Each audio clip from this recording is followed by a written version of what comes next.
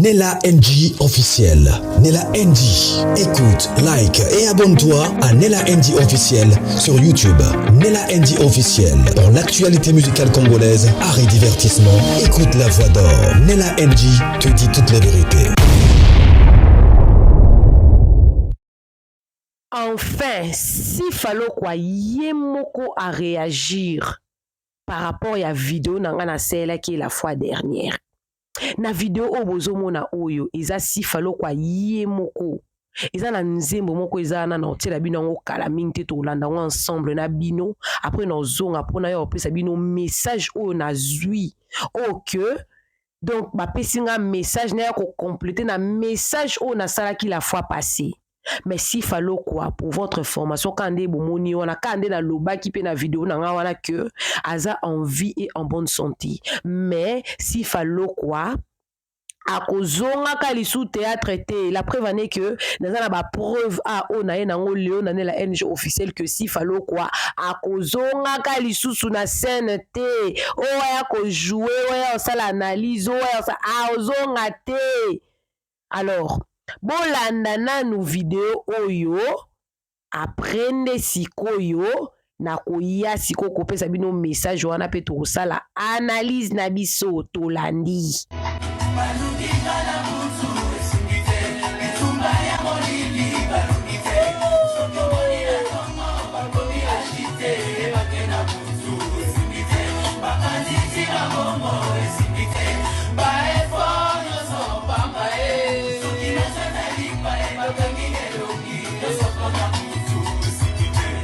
La lumière, nous dérangeons ce monde des ténèbres, c'est pourquoi nous sommes combattus.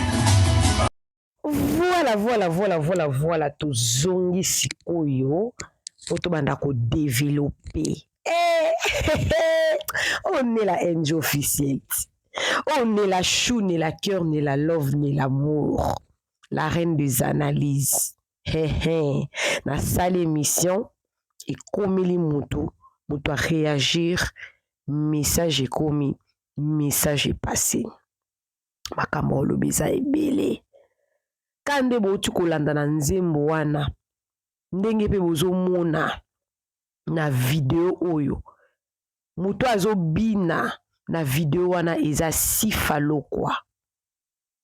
Ezali si falokwa en vie et en bonne santé. Très bien, couleur kitoko, ndaku kitoko. Menzembo wana obine boyoki wana. Balukinga na butu esimbite ya Moïse Mbiye.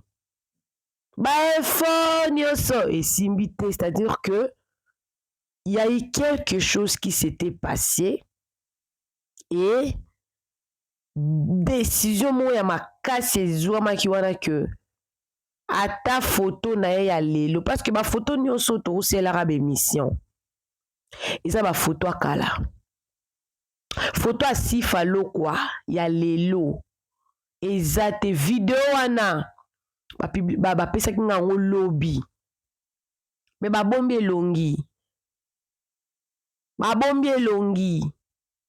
donc si fazaka na réseaux sociaux te mais aza na mutu na bombi identité na ye relation ne aza na ngona mutu wana nde aza na page na ye ya ba fan mais page wana pe ezaki stoppé na 2022 na mois d'avril nde ba publier sous biloko te donc décision mo ya makasi ezwamaki penza ke sifa akotikalaka lisusu kozonga sur scène te na monde ya ba comédien te aya ko jouer te.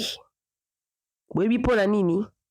Malade na ye bisike utaka à part nanu libala. Makambo ezaliti. À part nanu libala ndenge na pesa ki précision wana ya la fois passée à part libala. Réseau ezali à part maladi na ye. Siko kozi ya maladi na ye wana ezaki nini? Po azonga esusu na réseaux sociaux te non seulement azonga tata photo na ye pe bomona te hey makambo ezali lelo na émission o nulle part ailleurs que chez Nela NG officiel. Si falo quoi, azana ba problème na batute. Na ebite oyo amona si falo quoi na rando akomilanga ngo na commentaire. Oyo amona si falo quoi na rando to si falo quoi asali message moya mabe asali soki mission alobi mabe akomilanga ngo na commentaire. Mais na nga moko boye na bongai Nela NG officiel natikala omona si falo quoi asali mutu émission mabe te to atikali kosala rando te. Donc si falo quoi à vrai dire non seulement décision mobile na ye moko pe na milia ba comédien bomonaka esuste bokomonaka esuste parce que objectif ya batu ezalaki nde si falo kwa akota mabele nde boyokaka ke non maladi aussi fabelaki ezalaki ya kobwakela ya obwakela te moko ya obwakela te maladi aussi falo kwa abundani nango des années ti bomone silence boye ata decidaki ozonga bomone azongi suste na ndenge a répondre bino ti falo kwa a répondre bino si falo kwa répondre bino à réagir à répondre what is la réponse boluki esimbi te what is la réponse what is la réponse donne za boyeko boza na actualité ya si falo kwa te à part on a elibino lelo je pense les émissions peut-être ya suka na sali pona makambo ya sifa mais faut vérité eyebana si falo kwa azala empoisonné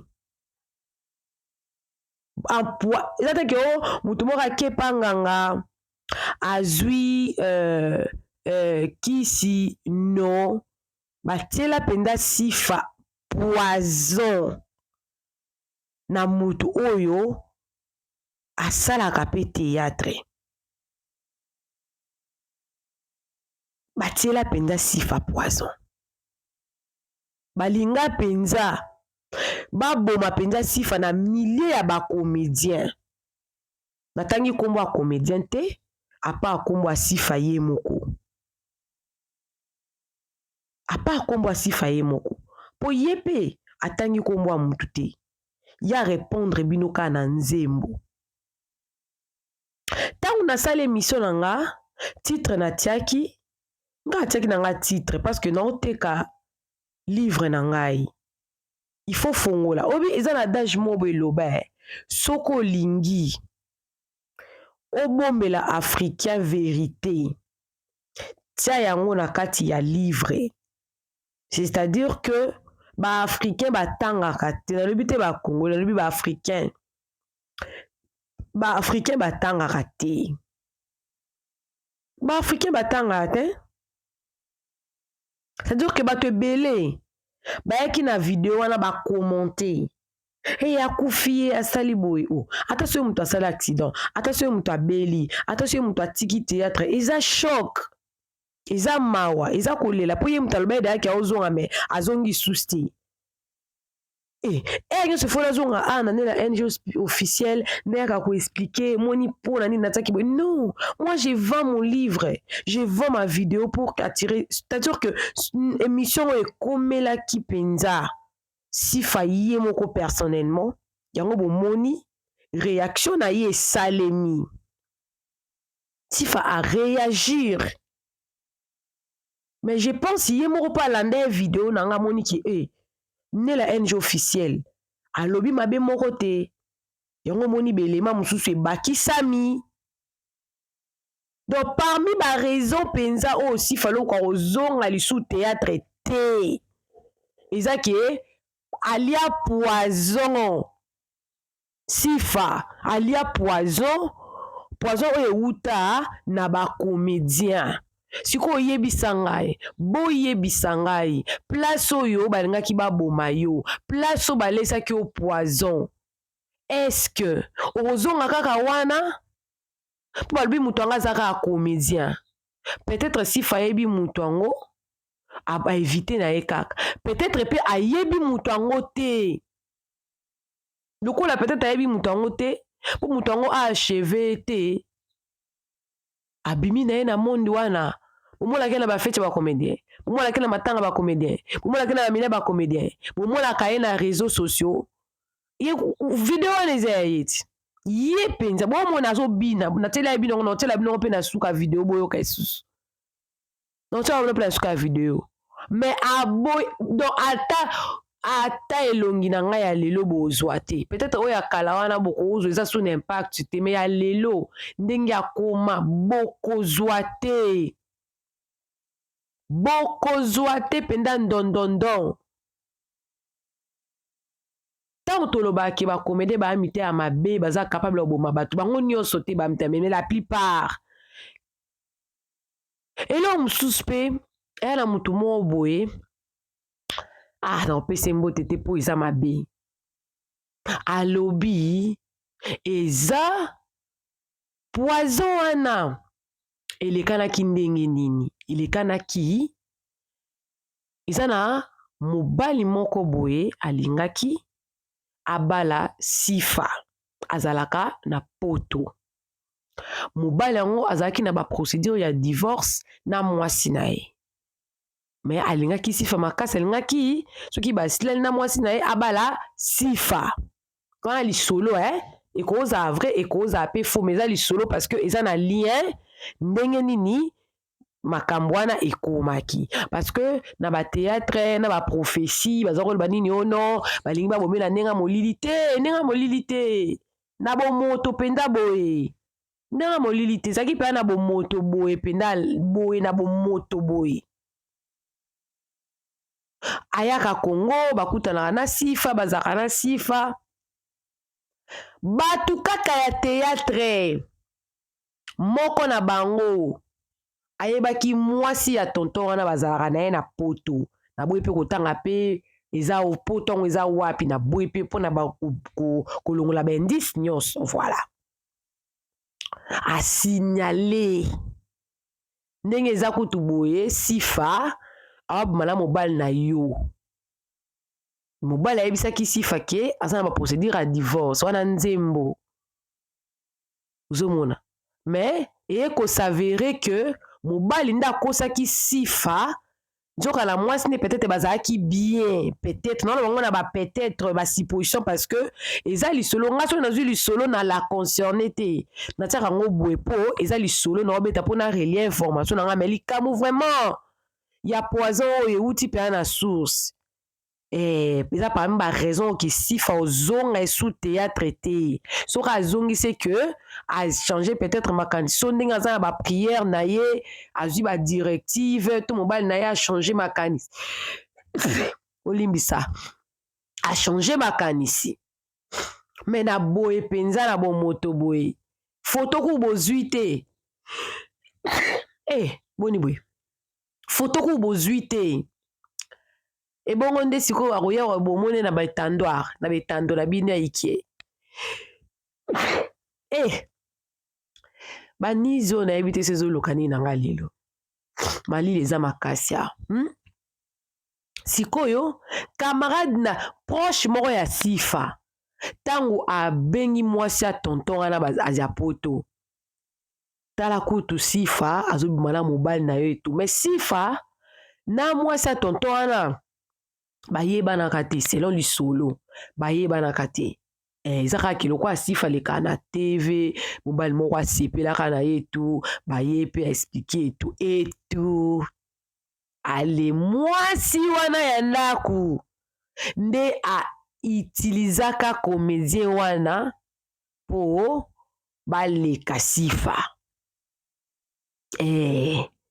Baleka Sifa esalemaki pe bongo nde omona eke Sifa abelaki makasi. Kobela ya kobela penza poison. Ezalaki poison. Akota ndaku abundani nango bareshit. Peut-être tant alingaki azonga ya kozongela kojouer, nde peut-être ayaki ko apprendre vérité que mutu oyo asalaki yo jezoba oyo. Eza kaka mutu peut-être bozalaka na ye bokangamaka na ye ma copine mon copain. Yango molaki atie penza donc imandoki nyonso, oui j'ai le talent et tout, mais je ne serai plus dans ces milieux-là parce que ceux balingi ba chevenga barozelanga na feti, barozelanga na matanga, tout comme pe mo pa lobaki que bato na banda okansake na yebi bango mpangi. En réalité, ils ne sont pas des pangi. Ce sont mes ennemis, mes adversaires. Je dois me protéger parce que la personne n'a pas eu peur de me faire rôtir la poison na kende.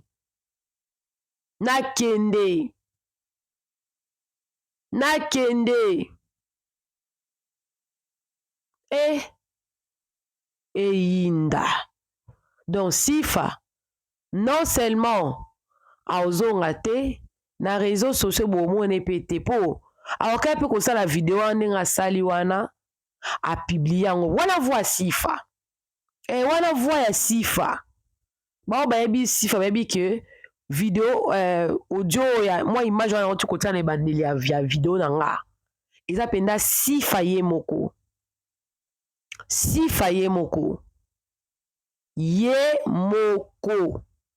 Azo aye minze boluki na buto esimbite. Boko motie na ba miniature boluka nini. Parce que muto akende kopesa bango message, akende kopesa bango message à lobby, to moni batie Sifa loko la miniature akufi, est-ce qu'aza bien? Sifa za en vie et en bonne santé. Sifa za bien. Et puis la vidéo na ngana loba ke aza bien, aobela taza bien pour poison na ba biso kutolo. Tanga kuna loba ke liboso na ba ke na ba kutu makamba poison na loba ki que abela ki. Mais ezaki du il y a poison. Mais poison onde to lo baboye. Et si la possifa aleka na été peur au pesa batu explication ya maladie na ye, c'était quoi la cause, c'était comment le traitement, le rechute a bétaté ya te aloba te atika batu na suspense. Mais vérité nde yango yo do aozonga te. Soni ba comédien Soni pas ces ans pour ba fan parce que azo manqué biso si faisant na ba talent na e caché de belé a exploiter opinion stoté a exploiter te mais isengi ndengwana de manière penda ba tia penda na se yango bomoni peut-être ba comédien mususu bomona na matanga bato akendara te na fête bato akendara te obitunaka pourquoi tel akenda na matanga te, pourquoi tel akenda na fête te, peut-être ya ebi peut-être makambo Sifa à travers ça, mais de bozo komate muto a changer ka ye moko boye, vous comprenez pas mutu a changé na ye attitude na ye a changé na ye parce que aza komi bate là. Parce que admettons que Sifa kufaki pour luka ki ye tango ye moka yo répondre bino boye ke boluki ye na buto esimbite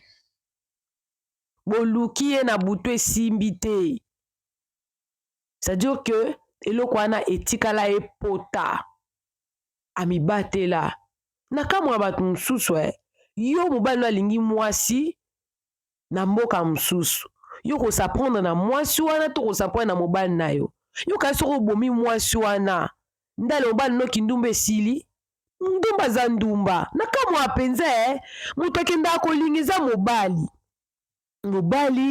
na ba compte ba désir personnel na ya lingi siko yo kende ko s'apprendre na muninga pona ni po muninga za innocent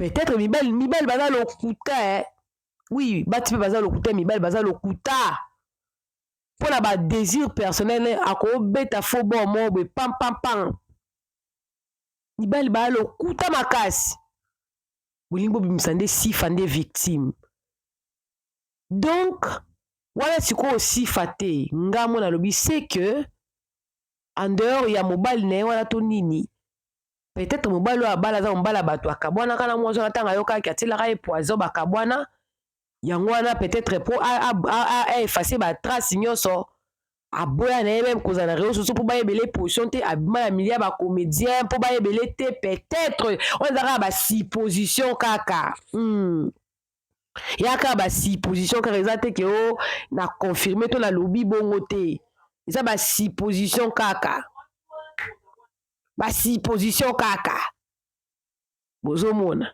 donc vérité nde yango oyo na ye nango nabandaki yango nabandaki onso nasaki émission wana te bolinga eboyeba mpe vérité te donc émission wana nde esali ke ekomeli ye ti vérité mpe mosusu mpe yango oyo ye kobima clairement et nettement na répété lisusu ke sifalo kwa a maladie te a belate aza en vie en bonne santé elle vit bien avec ses enfants sa famille se porte tellement à merveille à répondre bino po a monique to salaki nga personnellement na taki titre wana na lobby yango su na répéter on a taki titre na po na oteka livre nanga alors ceux qui bo ya bo zwaki curiosité ya kokota na vidéo kotala bolinga bo banda ko commenter n'importe quoi te parce que ça titre nanga na oteka livre nanga il faut na teka po blo nanga etalema ça n'a rien à voir ya ko luka ko détruire si fatoni te po bato balanda vidéo wana ba sepel nango ba commenter ba ti ba commentaire ya bien parce que bango nde baza ba sage batala rabitala talate ba commentaire bi commenter ba commentant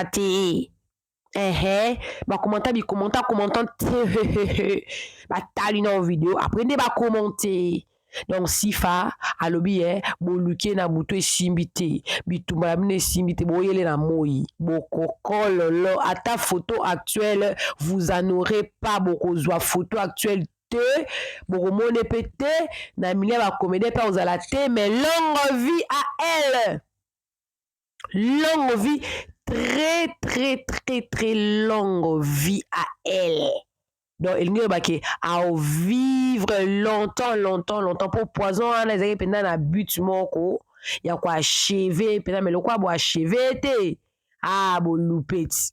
bo loupé pourquoi aza na pe mutu moko te que alinga se venger mo sinon te ngezande somo alors na hôtel abino sous vidéo wana na fin ya ndingi na pesa ba nela shumbote boyo ke susu mwanze mwana aprendre ce qu'on zonga suste tokutani malasima coucou à tous les nela chou les nela cœur les nela love bienvenue à tous mes nouveaux abonnés c'est-à-dire que tu es nouveau sur ma chaîne n'hésite pas à t'abonner clique la cloche de notification aimez la vidéo commentez et partagez suivez la vidéo